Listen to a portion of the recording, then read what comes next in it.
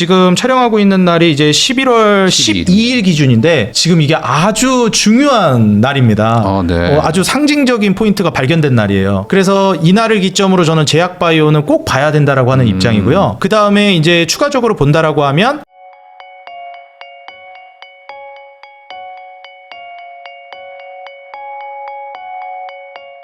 주식장인 채널 운영하고 계시죠. 이창대 대표님하고 이야기 나누고 있는데요. 그러면은 결국에 장이 좋다는 건 이해를 했어요. 그리고 이제 뭐 단기적인 악재가 올 수도 있고 안 올 수도 있지만 온다면은 대규모 자금을 투입할 만하다까지는 이제 어느 정도 이제 설명을 해주셨는데, 네. 그러면 뭘 사야 되냐라는 이제 문제가 이제 있단 말이죠. 네. 기본적으로 지금 좋은 어떤 섹터, 어떤 좋은 어떤 업종은 뭐로 보십니까?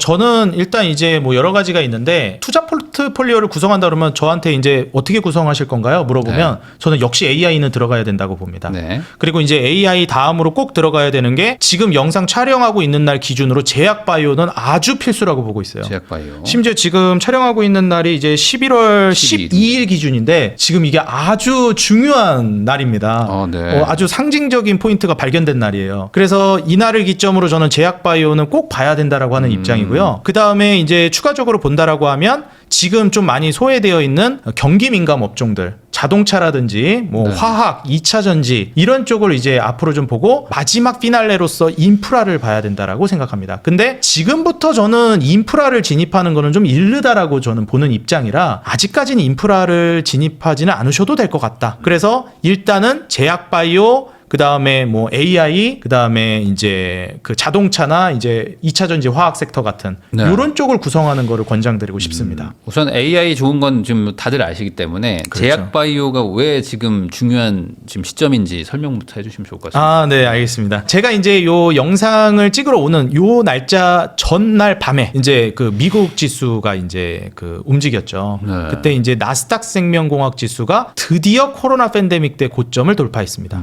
정확히 그 날짜 기준으로 돌파를 했어요. 네. 근데 여태까지는 이제 나스닥 생명공학 지수가 뭐 작년 같은 경우에도 분위기가 제약바이오가 나쁘지 않았거든요. 근데 연말로 들어서면서 그리고 상호관세 얘기 나오고 이러면서 4월 달까지 굉장히 안 좋았어요. 뭐 미국도 그랬고 미국이 안 좋으면 전 세계가 다 위축되니까요. 근데 이제 중요한 점은 항상 이제 미국이 이제 전 세계 이 글로벌 시장의 산업 트렌드를 이끌어간다라는 건 다들 알고 계실 겁니다. 그렇기 때문에 미국에서 한번 붐업이 되면 한국도 당연히 영향을 받고 그 섹터가 움직여요. 그래서 전체적으로 뭐 미국 시장 오르는데 우린 안 가고 미국 시장 떨어질 땐 같이 떨어지고 뭐 이런 얘기를 많이 하는데 한국 같은 경우에는 결국 산업 사이클 주기는 유사하게 따라갑니다. 근데 여태까지는 필라델피아 반도체 지수라고 해서 반도체 지수는 전고점을 뚫고 굉장히 많이 올라갔어요. 그래서 이미 코로나 팬데믹 때 찍었던 고점을 두 번을 갱신했습니다. 한 번 갱신하고 그 고점을 또 갱신했어요.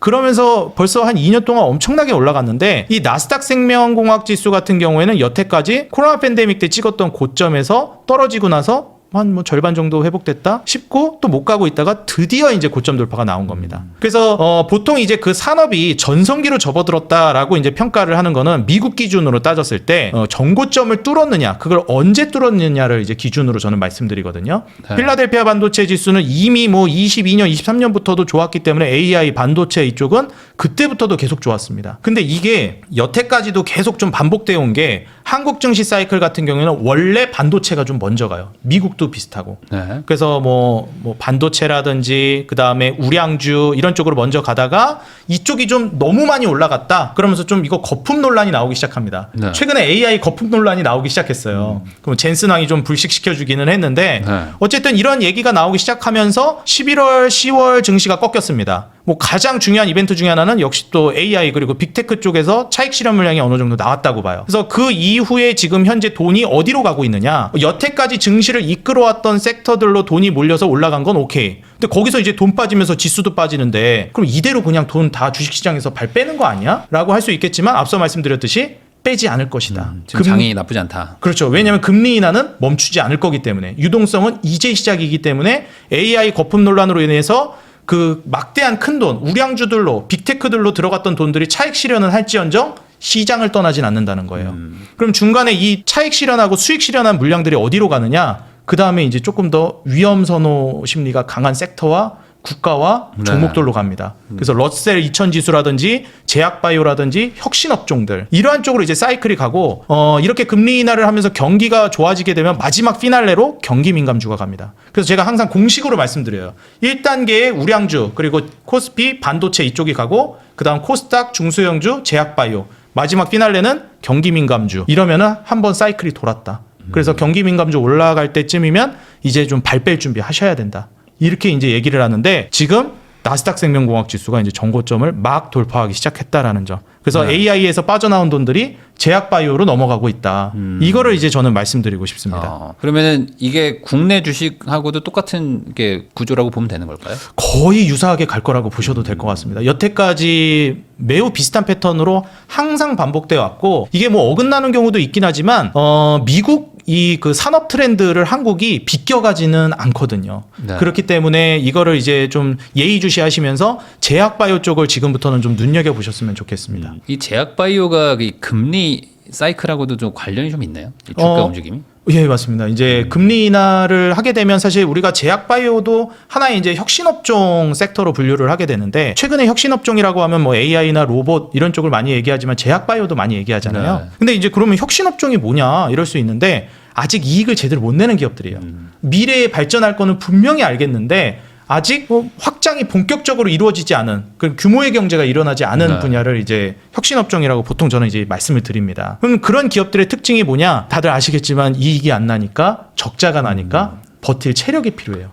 자금적인 체력. 투자도 좀 받아야 되고. 그렇죠. 네. 돈도 좀 땡겨와야 되고 이러고 버텨야 돼요. 그 산업이 궤도에 올라올 때까지. 근데 그러려면 이제 돈을 속된 말로 땡겨와야 되는데 대출도 좀 받고 이자가 비싸면 돈을 소극적으로 땡기게 됩니다. 네. 그러니까 투자 시장이 훨씬 더 위축되고 그러면 돈 못 버는 기업들의 투심이 잘 안 가는데 지금같이 금리 인하 되고 있고 앞으로 더 될 것 같고 유동성도 풀릴 것 같다. 그러면은 제약바이오 쪽에서도 뿐만 아니라 혁신 업종에서도 이제 돈을 무리 없이 불편하지 않게 예전보다는 훨씬 용이하게 가져올 수 있겠구나. 이런 기대감이 이제 생기다 보니까 제약바이오뿐만이 아니라 혁신 업종들이 이제 주인공이 되는 장으로 넘어가고 있다라고 생각합니다.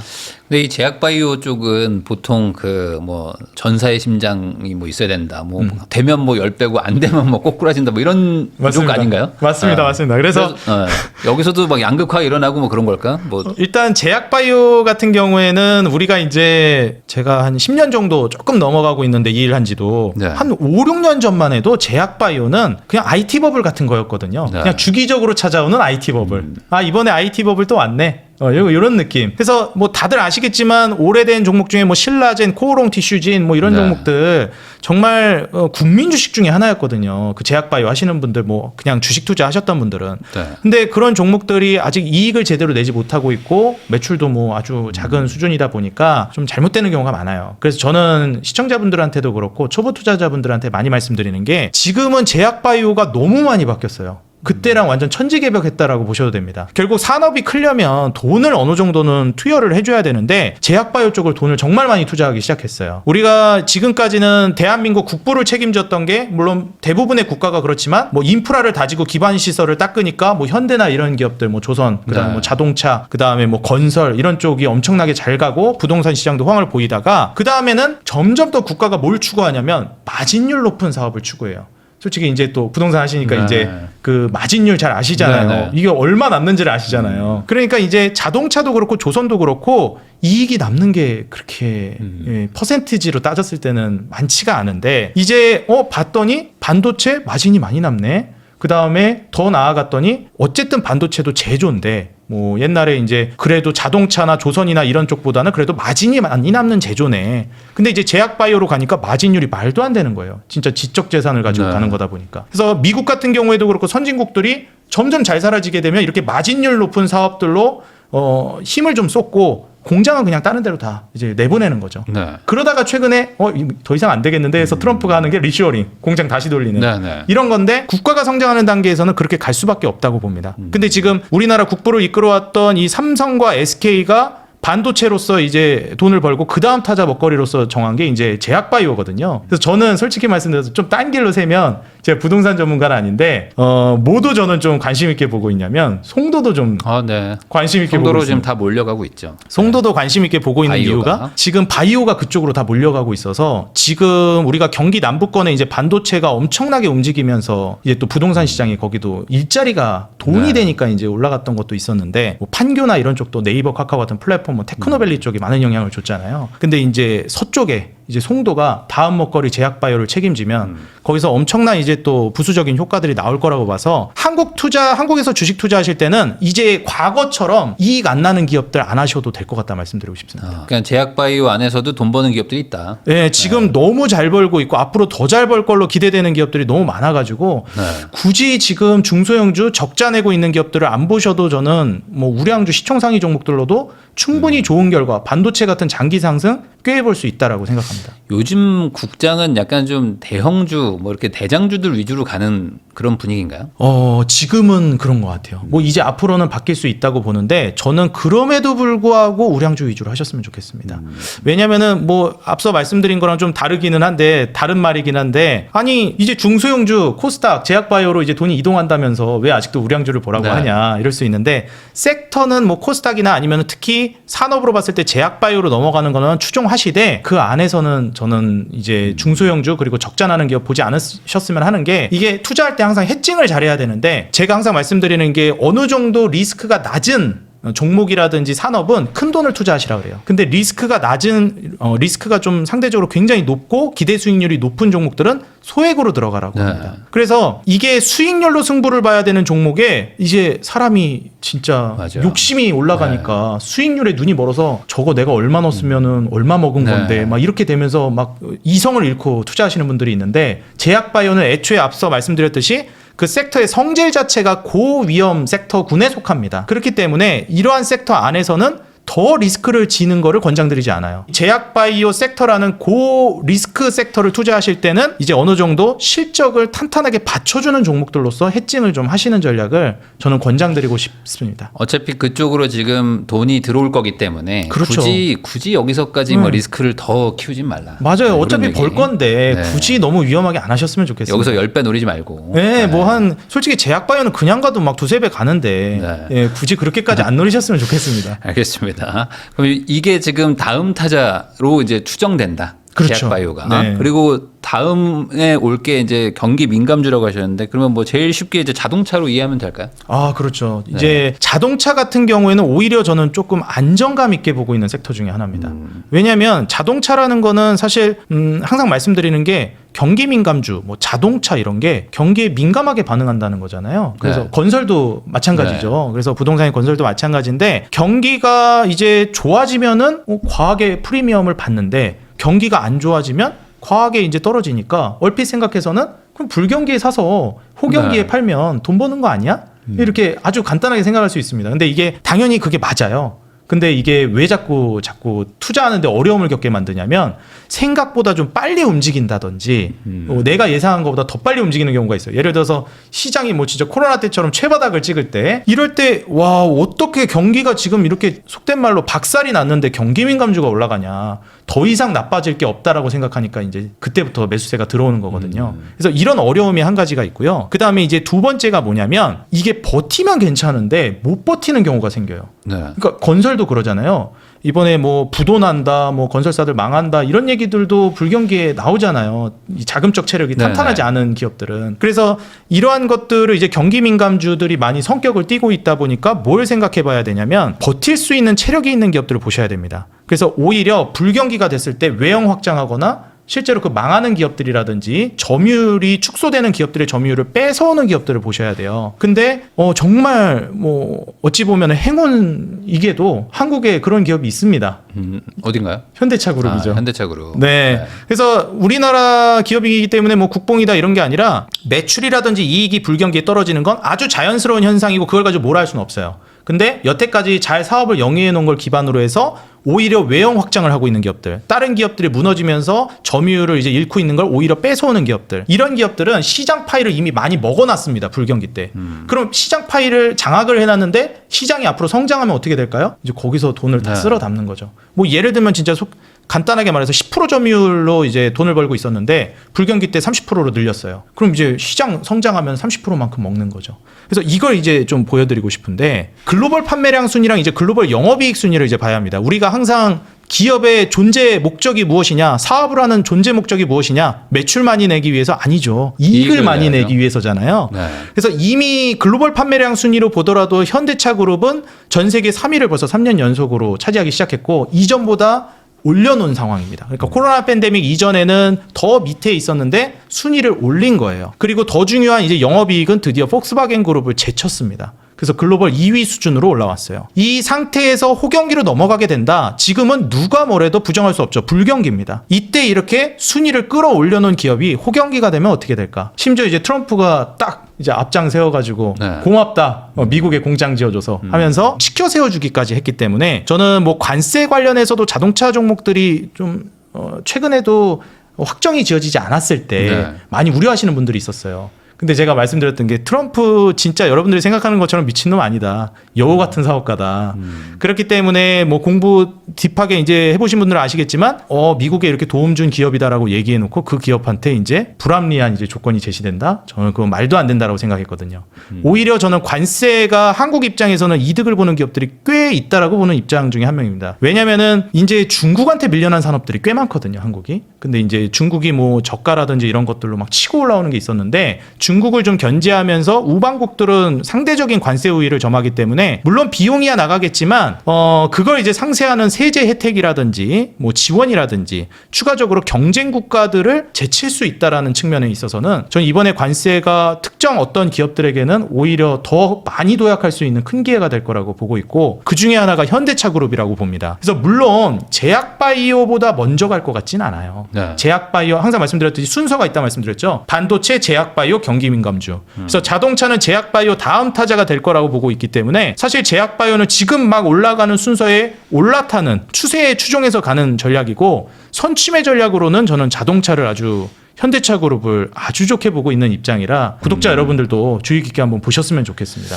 그러면은 경기민감주에 아까 화학도 좀 얘기를 해주셨는데 화학은 너무 안 좋다 상태가 지금 중국을 이길 수가 없다 뭐 이런 얘기들로 완전히 정말 시장이 막 초죽음 상태로 전 알고 있거든요. 맞습니다. 그래도 여기서 기회가 있을까요? 저는 아까 말씀드린 그 관세적인 부분에 있어서 상대적으로 좀 올라설 수 있지 않을까를 개인적으로 기대하고 있어요. 그리고 지금 이번에 2026년 수출 전망 이제 업종별로 좀 나오기 시작했는데 이때 지금 한창 대한민국 증시를 이끌었던 섹터들이 보이기는 하죠. 뭐 조선, 선박이 네. 가장 대표적이고 전기전자 그리고 일반 기계라든지 지금 방금 말씀드린 바이오 헬스나 반도체가 또 자리를 잡고 있습니다. 근데 이제 우리가 석유 제품이라든지 그 다음에 석유 화학 분야가 그 다음으로 이제 책정이 되고 있는데 이게 과연 26년 중순 말로 가도 이 분위기일 거라고 저는 보지는 않아요. 그래서 이제 2026년이 딱 진행이 되면서 2027년 또 수출 전망으로 가게 되면 석유화학이라든지 석유 제품 쪽들이 이제 수출 전망이 이제 끌어올려지는 어느 정도 또 세대 교체가 이제 이루어지는 그런 방향으로 갈 거라고 보고 있고요. 그리고 어찌됐건 석유화학이 중국에 밀리고 힘든 것도 사실이지만 사이클을 타는 업종이기 때문에 생존한 기업이라면 저는 올라갈 거라고 보고 있습니다. 근데 이제 또 주인공이 누가 되느냐는 다르기는 할 것 같아요. 뭐 코로나 팬데믹 때 주인공이 됐었던 뭐 효성 첨단 소재 같은 경우에도 네. 천문학적인 상승을 보여줬거든요. 그래서 화학 종목들 그때 당시 뭐 S-오일도 그렇고 석유화학이나 석유 제품들 나쁘지 않은 흐름을 보여줬기 때문에 사이클 흐름을 노려본다라고 하면 지금 지점에서 저가 매수하기에 굉장히 좋은 흐름이라고 보고 있습니다. 제가 좀 주목해 보고 있는 건 외인 매수세가 좀 집중되는 걸 보셨으면 좋겠는데 2차 전지 쪽이 먼저 좀 들어오기는 해요. 역시 좀 네. 주인공 역할을 하기 때문에 그래서 2차 전지에서 이익 드라이브가 가장 먼저 걸리기 시작하는 기업들 저는 이제 LG 에너지 솔루션이나 삼성 SDI 특히나 LG 에너지 솔루션을 가장 빠르게 이익 드라이브가 이제 걸리고 있는 기업으로 보고 있기 때문에 이런 기업들 같은 경우에는 지금부터 공략을 해나가신다라고 하면 저는 선취매 전략으로 괜찮다고 봅니다. 좀 오르지 않았네. 예, 맞습니다. 올랐다가 좀 조정이 나오고 있는 단계예요. 그래서 아직 뭐 전성기라고 볼 수는 없겠지만 제약바이오가 아마 주인공 역할을 하고 있을 텐데 그 시간 동안 뒤에서 이제 천천히 밑작업이 차트가 형성되면서 뭐 되지 않을까 내다보고 있습니다. 네. 그러면은 2차 전지나 화학도 뭐 좀 중장기로 보고 차근차근 좀 모아가는 전략은 나쁘진 않다. 네, 저는 그렇게 보고 있습니다. 물론 이제 뭐 주도주는 조금 뒤에 오겠지만 뭐 그래도 어쨌든 뭐 미리미리 사놓으면은 나중에 결국에 이제 싸게 사놓은 거니까. 그렇죠. 뭐 이제 수익은 좀 클 수도 있다. 이 얘기를 해주셨고 조선 원전 뭐 이런 지금 잘 나가고 있는 곳들은 그러면 반대로 너무 많이 올랐기 때문에 이제 조금 좀 이제 꺼려해야 되는 건지 아니다. 아직은 좀 더 남았다. 어떻게 보십니까? 솔직히 이제 조선이랑 그 다음에 원전이랑 방산. 방산이랑 네. 조방원이라고 한창 떴잖아요. 네. 근데 솔직히 제가 이제 뭐 방송 활동하기도 하고 쭉 하면서 조선은 예측을 미리부터 많이 해드렸었어요. 네. 공부를 그때 뭐 제가 우연찮게 하게 된 건지 열심히 하다가 또 조선을 발견하게 됐었어요. 리포트 자료 보면서. 그래서 19년도 당시부터 이제 19년 말 정도부터 조선은 꼭 사야 된다라고 뭐 TV 방송에서도 그렇고 여기저기서 정말 말을 많이 하고 다녔는데 방사는 개인적으로 좀 놓쳤습니다, 제가. 네. 그리고 이제 원전이 뒤늦게 움직임이 시작됐어요. 근데 이 조방원이라는 세 개 섹터의 공통점을 항상 제가 강조드리는데 이게 중후장대 산업이고 산업주기 사이클 자체가 굉장히 깁니다. 그래가지고 지금 주식 이거 시청하시는 분들 중에 한 뭐 20-30년 이상 주식하시는 분들 중에 네. 조선이라고 하면 학을 떼시는 분들이 있어요.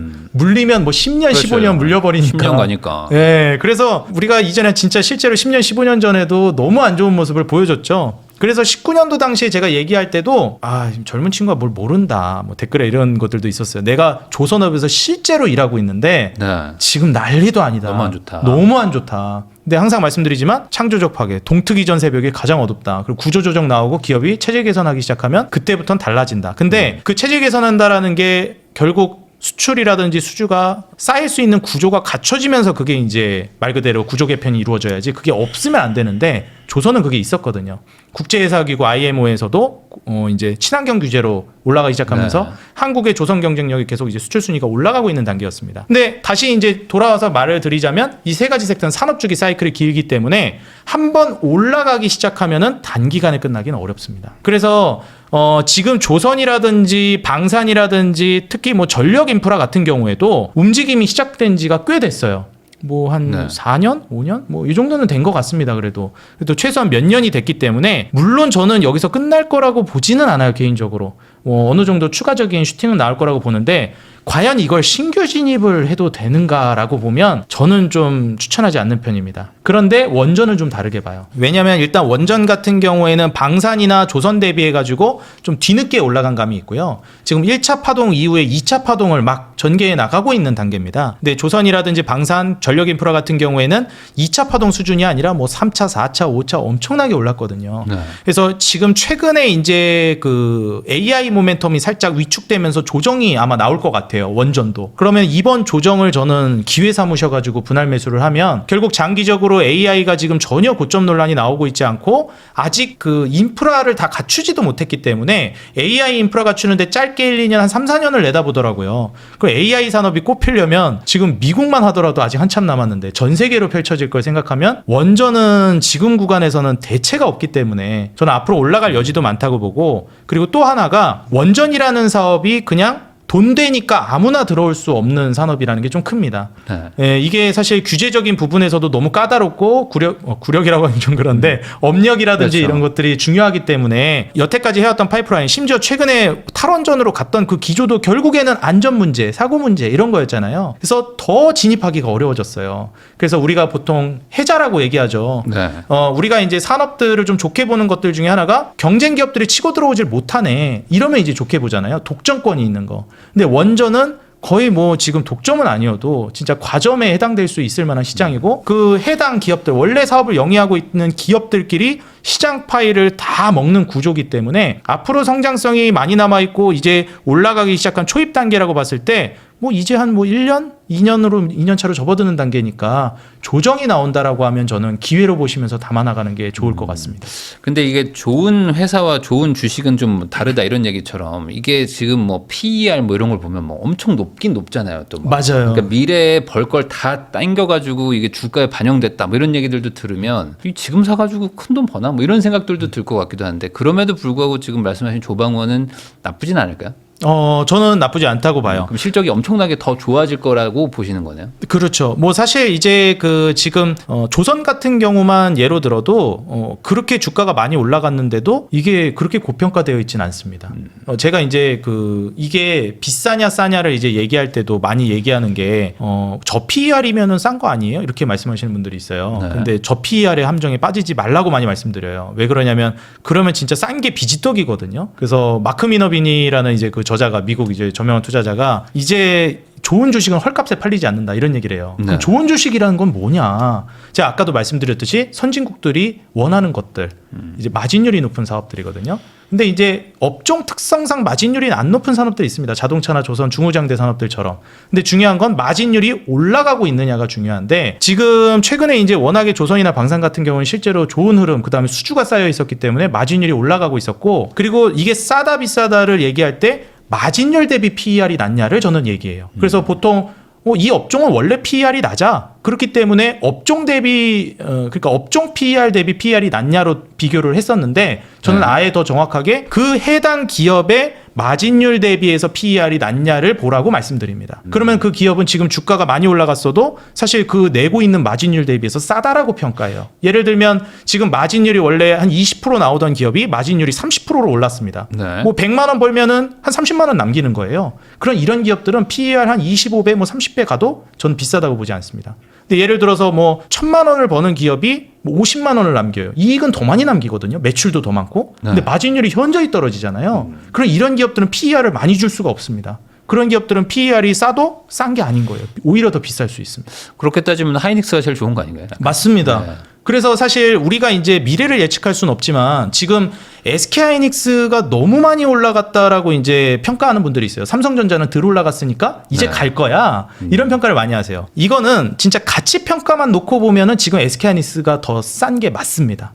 왜냐하면 지금 마진율이 삼성전자 대비해서 지금 제가 기억은 안 나는데 훨씬 높아요. 뭐한 4, 50%씩. 예, 4, 50% 정도 되니까 삼성전자가 20% 정도 되니까 2배 되거든요. 네.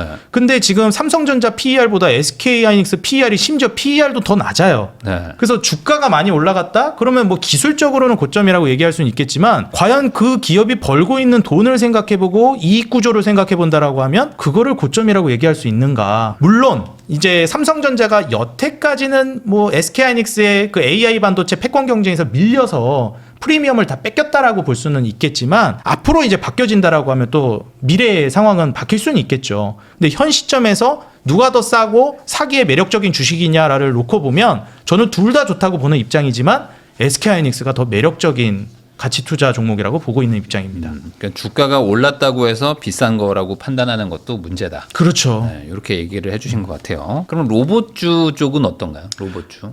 로봇주가 사실 이제 제약바이오보다도 더 변동성이 네, 큰. 뭐 오르는 건 뭐 몇 배씩 올랐는데 지금. 맞아요. 네, 네. 그래서 더 변동성이 크고 그 다음에 진짜 혁신으로 따지면 지금 제약바이오 이상이죠, 사실. 네. 물론 뭐 어떤 혁신이 더 대단한 혁신이다 이거를 비교 경쟁하긴 그렇지만 제약바이오 같은 경우에는 어떤 느낌이냐면 매 금리나 사이클마다 움직이는 터줏대감 혁신 업종입니다. 네. 그러니까 사실 사이클 그 금리 사이클마다 움직이는 섹터라고 보시면 될 것 같아요. 근데 이제 해당 금리 인하 시기마다 새로 등장하는 라이징 스타들이 있습니다. 네. 그래서 여태까지는 주기적으로 금리 인하 사이클마다 움직이지 않았던 업종인데 그 시기에 그 금리 인하 시기에 혁신이 이루어져 가지고 엄청난 산업 확장이 이루어진 산업들. 2020년 코로나 팬데믹 때 주인공은 누구였느냐? 다들 아시겠지만 2차 전지였습니다. 네. 그때 이제 금리 인하 사이클과 맞물린 거예요. 이제 2차 전지 전기차가 이제 확장되는 시기하고. 근데 지금은 이제 뭐가 맞물리는 시기냐면 로봇이 맞물리는 시기입니다. AI가 맞물리는 시기이기도 하고요. 이게 로봇이 저는 이제 앞으로 굉장히 좋을 거라고 보는 이유 중에 하나가 금리 인하 이번 사이클에 2차 전지가 코로나 팬데믹 때 금리 인하 사이클 주인공이었다면 이번 라이징 스타 주인공은 저는 로봇이라고 보고 있습니다. 물론 AI의 한 카테고리로서 묶어가지고 AI가 라이징 스타 라고 볼 수는 있겠지만 이게 AI 관련된 종목들 안에서 전통적인 종목들이 꽤 많아요. 뭐 반도체 같은 경우에도 사실 라이징 스타라고 보기는 어렵거든요. 근데 이제 로봇 같은 경우는 완전히 라이징 스타입니다. 여태까지 아직까지 이제 뭐 이익을 제대로 내고 있지도 않았고 말씀드렸듯이 적자가 대부분 나고 있는 기업들이거든요. 근데 이제 AI 인프라가 갖춰지게 되면은 앞으로 이제 그 젠슨왕 CEO가 얘기했던 AI의 최종 단계, 최종 목표치로 얘기했던 게 피지컬 AI입니다. 여태까지는 뭐 안면 인식이라든지 뭐 지문 인식 이런 것들로 이제 AI가 이용되다가 스스로 학습하는 단계, 뭐 챗GPT, 뭐 제미나이 이런 쪽으로 넘어가고 이렇게 학습해가지고 연산하는 단계까지 쭉 가다가 최종 단계로서는 그 연산한 걸 가지고 물리적인 부분으로까지 작동을 하는 단계를 최종 목표치로 보고 있어요.